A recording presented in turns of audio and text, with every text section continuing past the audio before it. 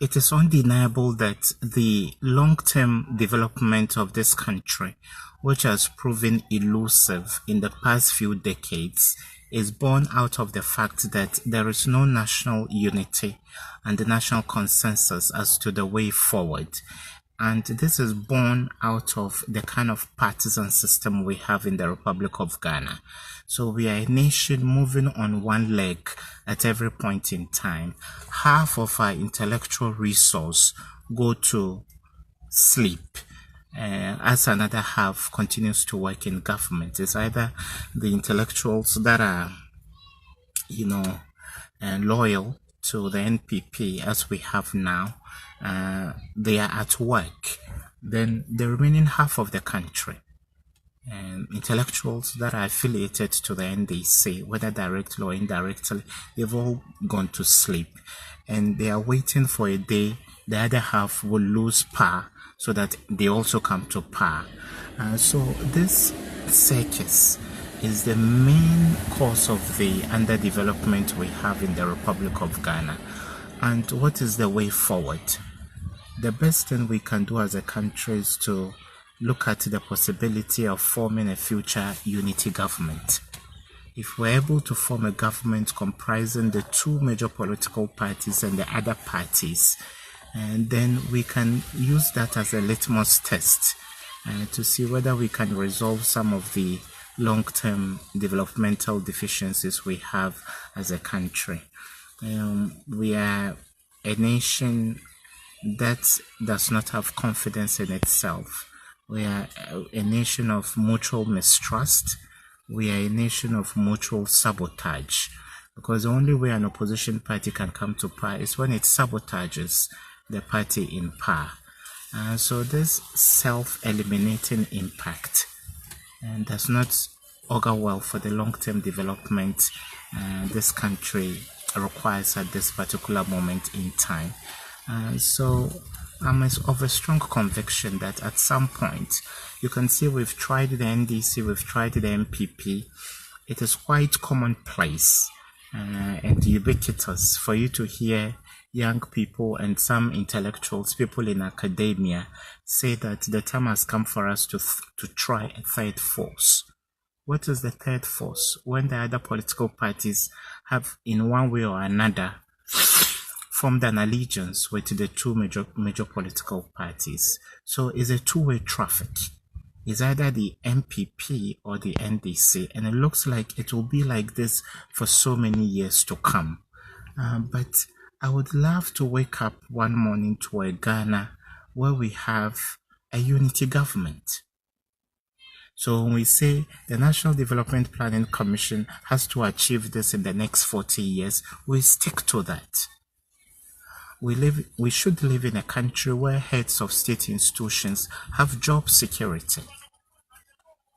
Already by now, some state actors, people who are working in this government, they are apprehensive about their own future, which is natural, just as their predecessors were apprehensive about their own future, because political instability gives birth to job insecurity in the public sector space. So because you are not guaranteed the next election, if care is not taken, if you don't have God conscience, and if you don't have conscience and you don't have the fear of God, you would want to amass as much ill-gotten wealth as possible within this short period of time because of the uncertainty of the election that is to come in the year 2020. So why don't we take away this political instability and job insecurity by towing the path that was taken by some, Asian tigers like Malaysia? I was looking at the prospects of Malaysia when it gained independence. We actually gained independence some few months before Malaysia. We gained independence in March 1957. Malaysia, which was called at that time Malaya, got independence in August of the same year, in 1957. But Malaysia and Ghana are poles apart. Look at our capital. Accra is one of the dirtiest cities in the world. One of the dirtiest cities in the world. Kuala Lumpur certainly doesn't look this way. Not even Kigali looks this way. We still have open gutters. We have kids roaming the streets. There are mothers, women that are in the maternity ward, lying on bare floor. So therefore, we can't be doing the same thing all the time and expect a different result. It doesn't work that way. Nature doesn't work that way. So I think we need to start this national debate, and people in academia can take up the challenge. People in civil society can take up the challenge, and people in, in politics, because ultimately it is the politicians that will decide whether Ghana can form a unity government. Malaysia, gained independence at a time there was so much division in the region in terms of identity. Chinese people, Indian people, the Malay people. But then they were able to put their act together to become the formidable country they are today. At a point in time, Singapore was actually one of the 14 states that came together to make up Malaya or Malaysia later. So as of 63 and 64, you had one country.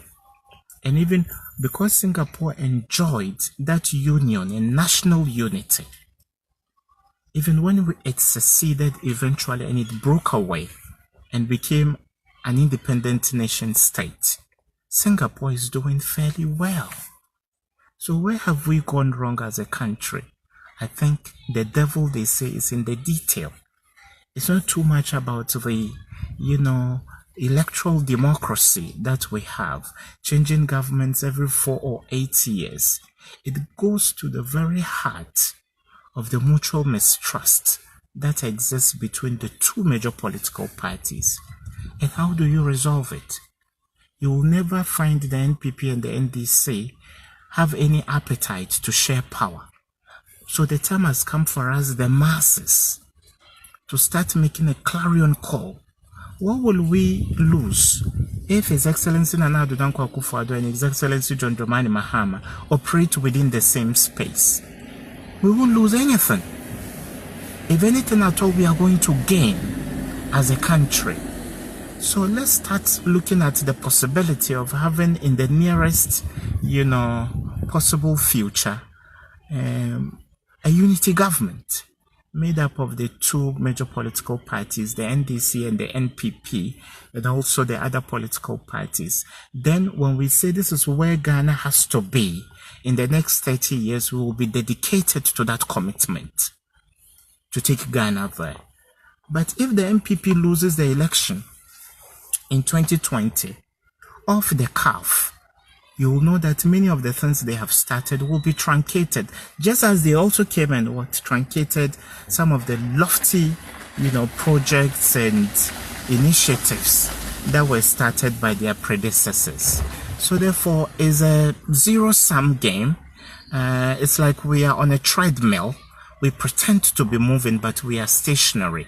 And not until we are able to resolve the schism between the NPP and the NDC as major political blocks or ideologies, I don't see Ghana develop in my lifetime. Neither do I see it develop in your lifetime as well.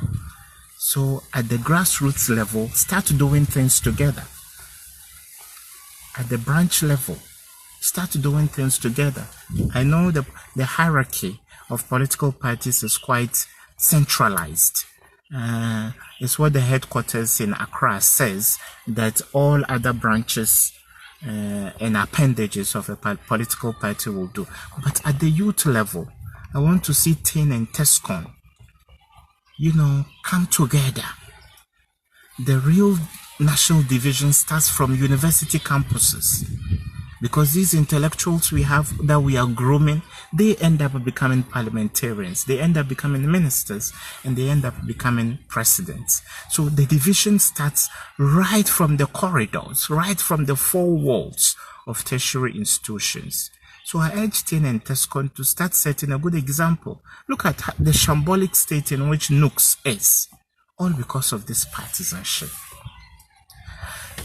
Nooks can have two parallel administrations at the same time, a Tain Nooks and a Tescon Nooks. A Tain Nooks for the NDC and a Tescon Nooks for the NPP. When will this end? When will this end? And I think it's a trickle-down impact of the national partisanship and polarization, and then the political shows, the daily political shows on radio and TV. They only deepen the national acrimony and the polarization we have in Ghana. And we have heavy doses of those every single day. Lee Kuan Yew didn't develop Singapore on the altar of acrimony and polarization. Tunku Abdurrahman did not build Malaysia during his early days after independence on the altar of acrimony, partisan acrimony and polarization. So let's start doing a critical review of where we want this country to be. It's all about the NPP having the men or not having them. And it's all about the NDC having the men or not having them. Each party is trying to deplete the potency of the other political party. So it's like two people heading for a common destination in a marathon. Then instead of handing over the baton, you would want to kick your friend to the side of the track. There is no way you can win such a race. And the people who lose the most are the citizens.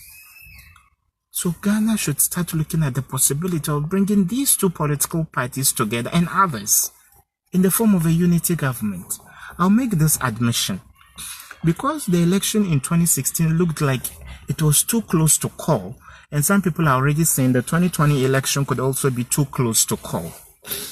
I was of the opinion that if there was a debacle and there was an electoral impasse, we could actually form a unity government. Yes, I was of the strong conviction that it was something we could use as a leeway to prevent a potential flare-up in the election because the stakes were so high.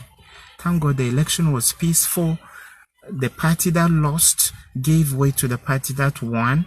But has the state of the Republic of Ghana changed any significantly? If you are to be very candid to yourself, it hasn't. It certainly hasn't. So would we want to be on one leg all the time and not make the best of what this country can offer its people? Or we can bury our differences, try a unity government even for one term, and see how impactful it's going to be for our long-term development. We keep giving the same examples. We started off on the same pedestal with Malaysia. See where Malaysia is. Political stability is key.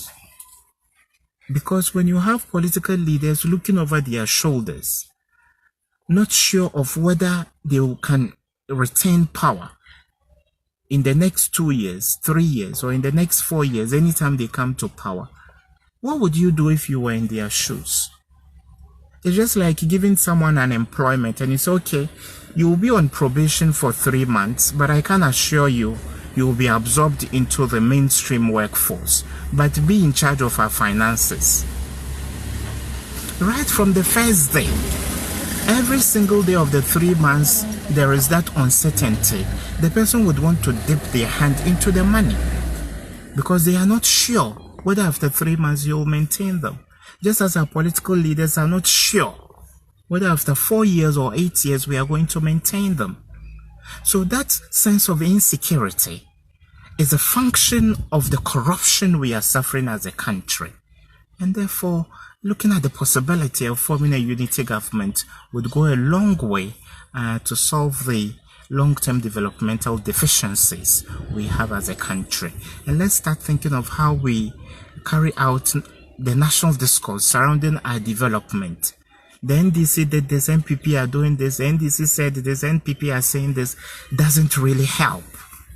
It doesn't take us anywhere. It only provides an opportunity for people who are seen as orators.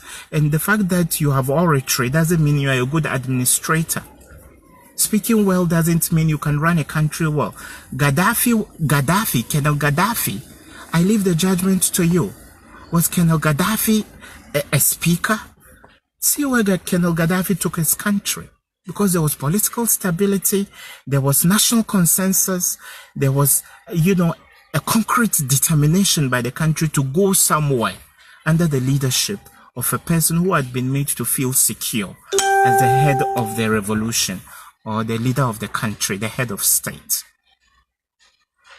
Yes, so many examples are bound. It's not about speech. In Ghana, when you speak so well, then it means you can be a good leader. It's not about that at all. There have been leaders who have not been speakers, but they took their nations places. So I believe we need to rethink the political shows. They've not been helpful. They've only deepened the acrimony and polarization we have in the Republic of Ghana. How beautiful will it be for us to wake up every morning to a motivational talk from a technocrat? Someone who said, okay, if you're a civil engineer, this is how you can serve your nation. Someone who says if you're into agriculture, this is how you will serve your nation. Someone who says if you're a civil servant, this is how you serve your nation. But we are waking up to acrimony, partisan acrimony and polarization every single day, except Sundays. Even on Sundays, we are not spared in some cases. So that is all we are asking for. We've been in this country because this is our country. For the few decades we've been here, we've seen that things could be better. Look at the number of Ghanaians and Nigerians drowning in the Mediterranean just to run away from this system. Isn't it time for us to do a rethink?